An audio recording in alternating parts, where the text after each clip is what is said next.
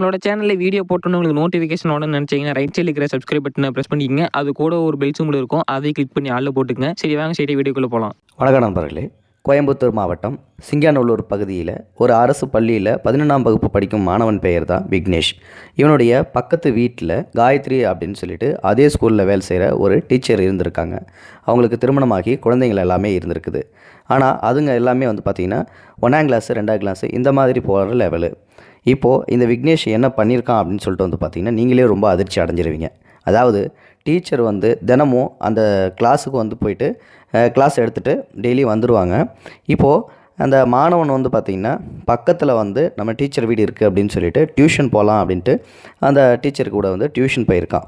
Tuition போயிட்டு வழக்கம் போல் டெய்லியும் போயிட்டு வந்துகிட்டு இருக்கிற இந்த ஒரு தருணத்தில் தான் இந்த பையன் என்ன பண்ணியிருக்கான்னா, அதில் டீச்சர் சில சமயங்களில் குளிக்க போயிடுவாங்க. எப்பயும் போல் டியூஷன் இல்லாத இந்த சமயத்தில் பையன் வீட்டுக்கு போகிறது, அந்த சின்ன பிள்ளைங்களோட சேர்ந்து விளையாடுறது போகிறது இந்த மாதிரி படித்து வேலை பார்த்துக்கிட்டு இருக்கான். அப்போ போய் டிவி பார்ப்பான், அதையும் இதையும் நோண்டுவான். அந்த வீட்டில் சகஜமாக போயிட்டு வந்துட்டுருக்கான், பக்கத்து வீடு அப்படின்றதால. இப்படி இந்த சுச்சுவேஷனில் ஒரு நாள் அந்த டீச்சர் பாத்ரூமில் குளிச்சிக்கிட்டு இருக்கும்போது இவன் எட்டி பார்த்துருக்கான். இவன் எட்டி பார்த்ததுக்கப்புறம் பார்த்திங்கன்னா இந்த பையன் டெய்லியும் பார்க்க ஆரம்பிச்சிடுறான். ஆனால் அந்த டீச்சருக்கு இந்த விஷயம் தெரியவே இல்லை. ஒரு நாள் வழக்கம் போல் குளிக்கலாம் அப்படின்னு சொல்லிட்டு உள்ளே குளிச்சிக்கிட்டு இருக்கும்போது யதார்த்தமாக ஜன்னல் வழியாட்டி அந்த கண்ணாடியில் லைட்டாக ஒரு ஓரத்தில் ஒரு கை தெரியறதா பார்த்துட்றாங்க. இதை பார்த்த உடனே தான் அந்த டீச்சருக்கு உடனே பயம் வந்துடுது. யார் அதை எட்டி பார்க்குறது அப்படின்னு சொல்லிட்டு ஒரு வழியாக சத்தம் போட்டுட்டு வெளியில் பார்த்தா யாருமே இல்லை. இந்த நேரம் பார்த்து விக்னேஷ் அவங்களோட வீட்டுக்கு ஓடி போயிட்டான். கொஞ்சம் சந்தேகம் வந்துடுது. எப்போ பார்த்தாலும் இந்த விக்னேஷ் பையன் தான் வீட்டுக்கு அடிக்கடி வருவான், ஒருவேளை அவனாக இருக்குமோ அப்படின்னு சொல்லிட்டு அவங்களோட பெற்றோர்களை கூப்பிட்டுட்டு இந்த மாதிரி என்னுடைய பாத்ரூம் அறையிலிருந்து யாரோ எட்டி பார்க்குற மாதிரி இருந்துச்சு, உங்கள் பையன் தான் அடிக்கடி இந்த வீட்டுக்கு வருவான், ஒருவேளை அவன் தான் செஞ்சுருப்பானு ஒரு சின்ன டவுட் இருக்குது, உங்கள் பையனை கண்டிச்சிக்கங்க அப்படின்னு சொல்லிட்டு அவங்களோட வேலையை பார்க்க ஆரம்பிச்சிட்டாங்க. அதுக்கப்புறம் பார்த்திங்கன்னா அந்த டீச்சர் அந்த பாத்ரூம் ஜன்னலையே க்ளோஸ் பண்ணிட்டாங்க. இதுக்கப்புறம் நம்ம வச்சோம்னா மறுபடியும் யாராவது பார்ப்பாங்க, இந்த பையன் இல்லாட்டி வேறு யாராவது பார்த்தா என்ன ஆகுறது அப்படின்னு சொல்லிட்டு அதை க்ளோஸ் பண்ணிடுறாங்க. இதுக்கப்புறம் தான் ஒரு பெரிய ட்விஸ்டே காத்திருக்குது. ஒரு நாள் வழக்கம் போல் சண்டே ஹாலிடே பார்த்திங்கன்னா அந்த டீச்சர் டிவி பார்த்துக்கிட்டு இருக்காங்க. அப்போது ஒரு துண்டு பேப்பர் ஒன்று ஓடி விழுவுது வீட்டுக்குள்ளே.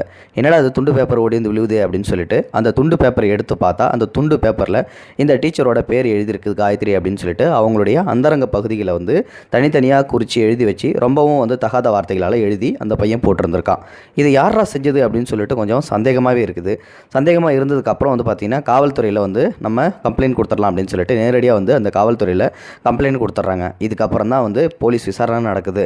இது யாருடைய கையெழுத்தாக இருக்கும் அப்படின்னு சொல்லிட்டு. எனக்கு உங்களுக்கு யாராவது மேலே சந்தேகம் இருக்கா அப்படின்னு சொல்லிட்டு அந்த டீச்சர் கேட்கும்போது எனக்கு எங்கள் பக்கத்து வீட்டு பையன் மேலே சந்தேகமாக இருக்குது அப்படின்னு சொல்லிட்டு விக்னேஷ் பேரை சொல்லிடுறாங்க. உடனே போலீஸும் விக்னேஷோட நோட் புக் எல்லாத்தையும் எடுத்து இது அவனோட கையெழுத்தா அப்படின்னு சொல்லிட்டு மேட்ச் பண்ணி பார்க்கும்போது தான் அவனுடைய கையெழுத்து அப்படின்னு சொல்லிட்டு தெரிய வருது. இதுக்கப்புறம் தான் அந்த பையனை கூப்பிட்டு விசாரிக்கிறாங்க. விசாரணையில் மிகப்பெரிய அதிர்ச்சியான சம்பவமே காத்திருக்குது, செய்தியே காத்திருக்குது. என்ன நடந்துச்சு அப்படின்னு சொல்லிட்டு பார்த்திங்கன்னா இந்த பையன் 2 வருஷமாகவே அந்த டீச்சர் குளிக்கிறத எட்டி பார்த்துக்கிட்டு இருந்திருக்கான். இது மட்டும் இல்லாமல் அந்த டீச்சர் குளிக்கிறத வீடியோலாம் எடுத்திருக்கான். இந்த வீடியோ எல்லாத்தையும் பார்த்திங்கன்னா அவங்களுடைய ஃப்ரெண்ட்ஸுக்கும் ஷேர் பண்ணியிருக்கான். இந்த ஷேர் பண்ண விஷயங்கள் எல்லாத்தையுமே பார்த்திங்கன்னா எல்லாத்தையும் ஒன்று விடாமல் சொன்னதுக்கு அப்புறம் பார்த்திங்கன்னா ஒரு நாள் அந்த டீச்சருக்கு தவறான எஸ்எம்எஸ் வேற ஒரு தெரியாத நம்பர்லேருந்து அனுப்பிச்சிருக்கான். இந்த மாதிரி நீ என் கூட தனிமையில் இருக்கணும் இப்படின்னு சொல்லிட்டு மிரட்டி, இல்லாட்டி உன்னுடைய அந்தரங்க வீடியோக்கள்லாம் அப்படி இருக்குது இப்படி இருக்குது அப்படின்னு சொல்லிட்டு சொல்லிடுறான். ஆனால் அந்த டீச்சர் நம்பலை. இந்த விஷயம் எல்லாத்தையும் சொல்லும்போது தான் அந்த டீச்சருக்கு புரிய வருது, ஓஹோ ஒரு நாள் அன்னோன் நம்பர்லேருந்து இந்த மாதிரி மெசேஜ் வந்தது உண்மைதான் அப்படின்னு சொல்லவும் எல்லா உண்மையும் சொன்னதுக்கப்புறம் அந்த பையனை கைது செஞ்சிடறாங்க. அந்த ஆபாச பாடங்கள் எல்லாத்தையும் வச்சுருந்த அந்த நண்பர்களையும் சேர்த்து கைது பண்ணிடுறாங்க. இந்த ஒரு சம்பவம் பார்த்திங்கன்னா அந்த பகுதியில் மிகப்பெரிய அதிர்ச்சியான செயலை உருவாக்கி இருக்குது. இந்த செய்தியை கேட்ட எல்லாரும் அதிர்ந்து போயிருந்திருக்காங்க. இந்த பையனுக்கு என்ன தண்டனை கொடுக்கலாம் அப்படின்றத நீங்கள் கமெண்ட் பாக்ஸில் சொல்லுங்கள். இந்த வீடியோ பிடிச்சிருந்தா லைக் பண்ணுங்கள், உங்கள் ஃப்ரெண்ட்ஸ்களுக்கு ஷேர் பண்ணிவிடுங்க, கூடவே சேனலையும் சப்ஸ்கிரைப் பண்ணுங்கள். தேங்க்யூ ஃபார் வாட்சிங்.